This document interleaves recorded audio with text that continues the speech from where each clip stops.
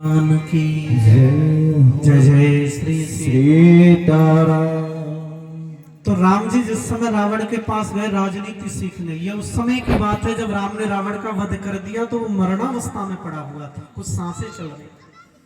उस समय गए पूछने के लिए, तो रावण ने कहा राम मैं सब कुछ बताऊंगा, राजनीति भी सिखाऊंगा आपको, लेकिन ये बताओ पहले कि मेरे पास तुमसे ज्यादा धन। राम जी बोले हाँ।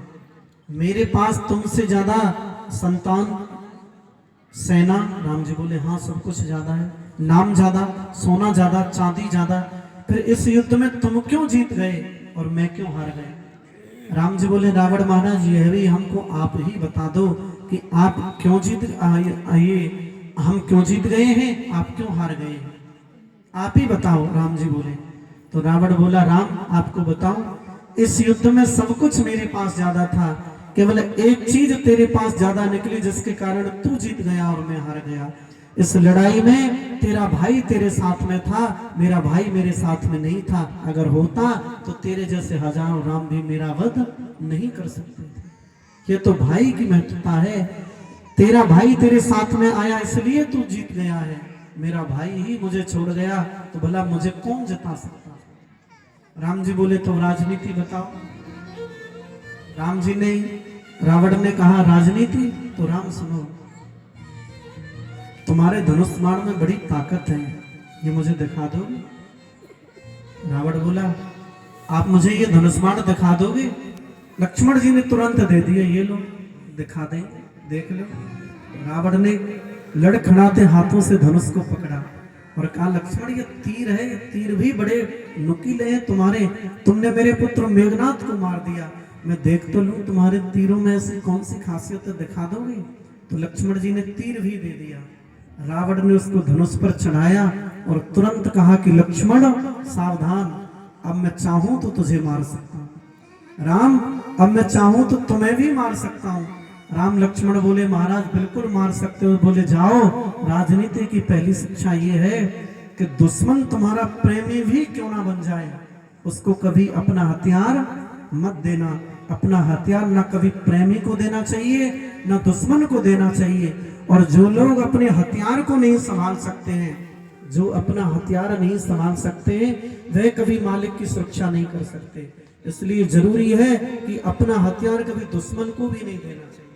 आज हमारे राघव भैया ने वैसे ही मांग लिया, जो हमारे नए भैया के वो गार्ड आए हैं, सिक्योरिटी गार्ड, बॉडी गार्ड, वो रोहतास जी से वैसे ही मांगा कि भैया एक बार दिखाना, जबकि इनका कोई वो नहीं था।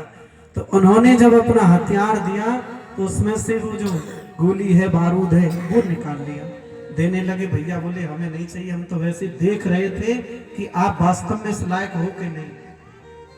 तो सच्चे सिपाही की पहचान यही है कि अगर वो किसी को अपना हथियार दे तो उसका बारूद या उसकी जो ताकत है उसको स्वयं निकाल ले।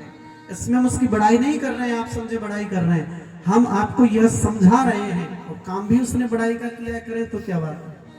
तो राघव भैया ने ये कहा मैं तो केवल आपकी परीक्षा ले रहा था कि आप इस हथियार के काबिल हो कि नहीं हो। बोलो राधे राधे। क्या बोलना पड़ेगा? राधे राधे। दुश्मन को भी, मित्र को भी कभी अपना हथियार नहीं थमाना चाहिए। फिर बहुत सारी शिक्षाएं दी, यह पीछे का विषय है, लेकिन भाई भाई क्या होता है यह रावण ने भी राम को दर्शा दिया। इसलिए लक्ष्मण जी ने बहुत काम है तो साथ ही चलूंगा। राम जी बोले ठीक है तो चलो। अब लक्ष्मण जी जाओ, माँ से मांग के आओ। माँ के पास गए, माँ ने भी ज्यादा प्रश्न नहीं किए। माँ ने कहा तो कहाँ जा रहा है लक्ष्मण? बोले राम जी बन जा रहे हैं, उनके साथ जा रहा हूं। तो माँ ने कहा कोई बात नहीं है, तेरे माँ बाप तो वही हैं, अगर तुम जाना चाह रहे हो तो जाओ। और इधर राम, लक्ष्मण और सीता जी तीनों ही आए और दशरथ जी को प्रणाम किया। दशरथ जी रो रहे हैं, सुमंत जी से कह नहीं पा रहे कि सुमंत तू जा, इनको छोड़ के आ। मजबूरी है, राम जी वस्त्र उतार रहे हैं, वनवासी वस्त्र धारण कर रहे हैं। कैकेयी ने कह दिया कि राम तुम देर मत करो, जितनी देर करोगे उतनी देर राजा विलखते रहेंगे। लेकर के चले जा रहे हैं। सुमंत जी को दशरथ जी ने कह दिया है सुमंत 2-4 दिन ही घुमाना, जब इनकी बन की इच्छा पूरी हो जाए ना तो लौटा ला। और राम अगर ना भी आए तो सीता ना अभी बच्ची है बेचारी। कौशल्या जी ने भी सीता जी से कहा था, बेटी जब समय आया है, जब समय आया है उस समय तो तू बन के लिए जा रही है, अभी तो मैंने तुझसे कुछ कहा ही नहीं। सीता जी ने भी कहा, माँ मेरा भी जब समय आया है सेवा करने का तो सेवा समय दैव बन दीना, मोर मनोरथ पूर्ण न कीना, मोर मनोरथ सफल न कीना। जब मेरा आपकी सेवा करने का नंबर आया है तब तो मुझे वनवास मिल गया है। मैं चाहती कि सासू माँ आपकी थोड़ी बहुत सेवा करूं। कौशल्या भी कह रही है कि पलंग पीठ तजगोद हेड़ोला, मैंने तुझे कभी पलंग से उतरने के लिए नहीं कहा है। अगर सीता जी सो रही हैं और एक सास का दायित्व यही होता है, राम कथा यही सिखाती है। राम कथा आपको कुछ देती नहीं है, सिखाती है। एक सास का दायित्व ये है कि अगर बहू सो रही है तो उसको सोते नहीं जगाना चाहिए। ऐसे देख के क्या हंस रहे हैं? जो कुछ तो सास बैठी है, जो नहीं है उनको बन जाना है, वो तो सबकी बात है, वो तो सबके लिए हो गई। सास का दायित्व ये है कि अगर बहू सो रही है तो उसको सोती को जगाना नहीं है। कोई गलती हो जाए तो अपनी बेटी से भी तो गलती होती है, हो गई तो हो गई, कौन सी बड़ी बात है। और बहू का दायित्व भी ये है कि वो देख ले कि आज अगर माँ हमारी गुस्से में है या माँ परेशान है तो जैसे एक बेटी माँ का ख्याल रखती है ठीक वैसे ही रखे। और रिश्ता बनाने बिगाड़ने में कोई ज्यादा टाइम नहीं लगता, थोड़ी देर में बन जाता है। एक बार की आपको कहानी बताएं, एक नई बहू की शादी हो गई, वो अपने ससुराल आई। अब जब आई तो उसकी सास से बिल्कुल नहीं बने ही नहीं।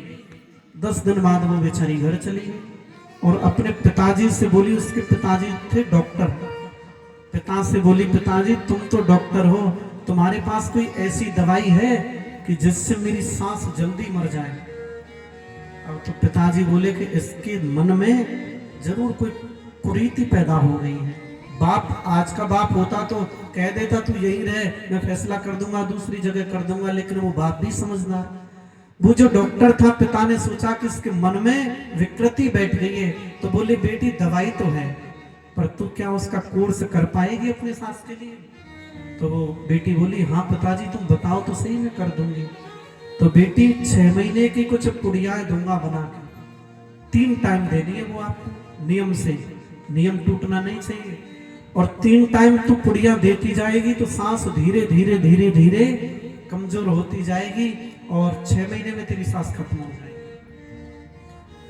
बेटी बोली, पिताजी सांस मर जाए वह के लिए मुँह अगर कोई व्रत रहना पड़े ना 6 महीना तो मैं तो व्रतों रह लूंगी, तुम तो दवाई देने की बात कर रहे हो, मैं तो भूखों मर लूंगी, पर जी मेरे छाती पे तो दूर होनी चाहिए। अब तो पिताजी ने पुड़िया दे दी और कहा, सुनो किसी को शक ना हो, इसके लिए 6 महीने की तो बात है बेटी, तेरी सांस तुझको डांटे भी, उल्टा भी बोले, सीधा भी बोले, जो भी कहे, पर तुझे उसको जवाब नहीं देना है। और 6 महीने तक खूब सेवा करनी है, दिन भर खूब पैर दबा, खूब सिर दबा, कभी हलवा बना, कभी गाजर का बना, कभी जो तेरे मन में आए, रसगुल्ले खिला, कभी रबड़ी खिला, खूब खिला। 6 महीने की तो बात है। वो बिटिया 6 महीने की पुड़ियाँ लेकर घर आई और सास को एक पुड़िया सुबह, एक दोपहर, एक शाम को देती जा रही है और सेवा कर रही है। 10 दिन सेवा की तो जब सेवा करती रही तो बोली, अरे बुढ़िया तेरी सेवा मजबूरी में करनी पड़ रही है, मन मन में। 10 दिन तो गुजर गए, 6 महीना में धीरे धीरे 6 महीना में गुजर जाए। अब तो वो सेवा करती रहे, धीरे धीरे 1 महीना बीत गया। अब सास के मन में आया, इस बहू को अचानक हो क्या गया, ये मेरी इतनी सेवा करती है, कहाँ तो हम में बनती नहीं थी, ये इतनी सेवा करती है। तो सास का धीरे धीरे मन बदला। अब तो वो बेचारी बाहर घूमने के लिए जाए तो पड़ोसियों से कहे, भाई मेरी बहू बहुत अच्छी आई है, ऐसी बहू तो पूरे गांव में सबकी आवे, मेरी बहू ने तो भैया इतनी सेवा करी है कि रोज वो खाट पे 4 पाई पे खड़ी नहीं होंगे, और इतनी देख चाय तो मेरी खाट पे दे, रोटी तो मेरी खाट पे दे, कभी बर्तन नहीं धोने दे, खूब पैर दबावे। हे भगवान सबके घर ऐसी बहू आवे, तेने जो कहाते दे मेरे लिए तो घर में लक्ष्मी दे दी। अब पड़ोसन जो जाए वह बहू ते जब बतराए तो कहे, अरे तेरी सास तेरी बड़ी बड़ाई करती है, जहां देखे जिधर से सुने सास तेरी बड़ी बड़ाई करती है। अब तो बहू को लगे कि मैं जिस सास की बुराई कर रही थी, जिसको मारना चाह रही थी, वह सास तो मेरी पूरे गांव में मेरी बड़ाई करती ढूंढ रही है और मुझे क्या चाहिए। अब जो भी आए, जो उसकी सहेलियां, वही बोले बहन तेरी सास बहुत अच्छी है, तेरी घर घर जाए कि बापा एक ही काम रहे दिन भर बड़ाई करने को। अब तो वो घर में भी बेचारी, अब बहू बोली कि माँ मैं गांव जा रही हूँ अपने। सासू बोली ना बेटी अब तेरे बिना मेरा मन नहीं लगेगा, तो तू यही रहे। अब तो सास भी बहू का ख्याल रखने लगी, जब 2 महीने हो गए सेवा करते करते। अब बहू के मन में आया कि जिस सास को मैं मारने के लिए सोच रही हूँ वह तो बहुत अच्छी है, मेरी दिन भर तारीफ करती है। अब तो बेचारी सास भी अपने लड़के से कहती है कि मेरी बेटी के लिए ये लेके आना, क्योंकि सेवा कर रही है ना। अब मन बदल गया। अब वो एक दिन चुपके से गई पिताजी के पास और पिताजी से बोले पिताजी अब तुम्हारे पास कोई ऐसी दवाई है, मेरी तो बुद्धि खराब हो रही थी जिससे मेरी सास मरे नहीं। 2 महीने का कोर्स तो मैंने दे दिया, वो तो बहुत अच्छी है, इससे अच्छी सास मुझे दोबारा नहीं मिली, ये तो बहुत अच्छी है। पिताजी बोले बेटी वह जो मैंने तुझे दिया था ना, मैं पहले ही समझ गया, वह कोई दवाई नहीं थी, वह तो मैंने वैसे ही चूल्हे में से राख बांध के तुझको दे दी थी, और इस नियम के चलते तेरा घर स्वर्ग हो गया, तुम में कभी लड़ाई नहीं होगी। बोलो राधे। तो रिश्ता बदलना हमारे ऊपर है। अगर सास बहू को, जब नई बहू आती है ना, वो कोरा कागज है, वो क्या जाने तुम्हारे घर का माहौल रहना। अगर बेटी की तरह बर्ताव कर दे तो जानवर भी, जो जानवर होता है, जानवर भी सगा हो जाता है। प्रेम से जानवर को भी अपना बनाया जा सकता है। विषैले जानवर को भी, सांप को भी लोग पिटारे में बंद करके घूम लेते हैं प्रेम से।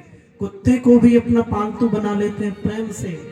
अरे एक किसी के घर की बेटी को समझाना कौन बड़ी बात है, लेकिन पहला फर्ज तो भैया सास का ही है, बहू तो नहीं आती है। हमारा कहने का मतलब यही है कि किसी का घर ना टूटे, किसी का, सबका घर सलामत रहे। और एक कवि ने बहुत बढ़िया लिखा है, स्वर्ग किसको कहते हैं? स्वर्ग